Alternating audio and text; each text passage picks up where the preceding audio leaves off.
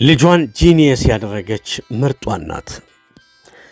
ከስተቶች የምትማር ከሆነ ብልህ ነህ፣ ግን ከሌላ ሰው ስተቶች የምትማር ከሆነ ደግሞ እንግዲያውስ አንተ ጠቢብ ነህ። ቶማስ ኤዲሰን ትንሽ ልጅ እያለ ከትምህርት ቤት ተመልሶ ለእናቱ ወረቀት ሰጣት። እርሱም እናቴ ሆይ አስተማሪ ይህንን ወረቀት ሰጠኝ፣ እናም ላንቺ እንድሰጥሽ አዘዘኝ። እንደው ለመሆኑ ምን ይላል አላት። አይኖቿ በእንባ ተሞልተው ሁሉም ወላጅ ስለ ልጁ መስማት የሚፈልገውን ሐሳብ በምናቧ በመፍጠር በደብዳቤው ላይ እንደተጻፈ አድርጋ አነበበችለት።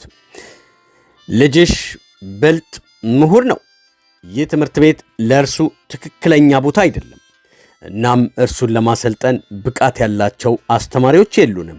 ስለዚህ እባክዎን ራስዎ ያሰልጥኑት ይላል ብላ አነበበችለት።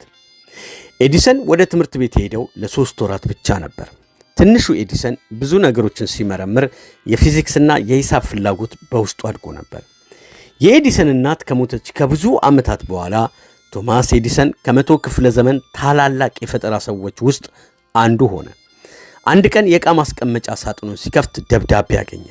የልጅነት መምህሩ በዚያን ቀን የጻፈው ደብዳቤ ነበር። እናቱ ያነበበችለት። ኤዲሰን ደብዳቤውን ከፈተ። በደብዳቤው ላይ የተጻፈው ግን እንዲህ የሚል ነበር። በዚህ ትምህርት ቤት ልጅዎ ከእንግዲህ በክፍል ውስጥ እንዲማር ሊፈቀድለት አይችልም። እርሱ በአእምሮ የአካል ጉድለት አለበት። ኤዲሰን ስሜታዊ ሆኖ ካነበበ በኋላ ማስታወሻው ላይ ጻፈው።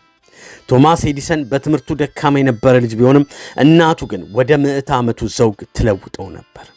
ቀና የሆነ የማበረታቻ ቃላት የማንንም ዕጣ ፈንታ የመለወጥ ኃይል አለው።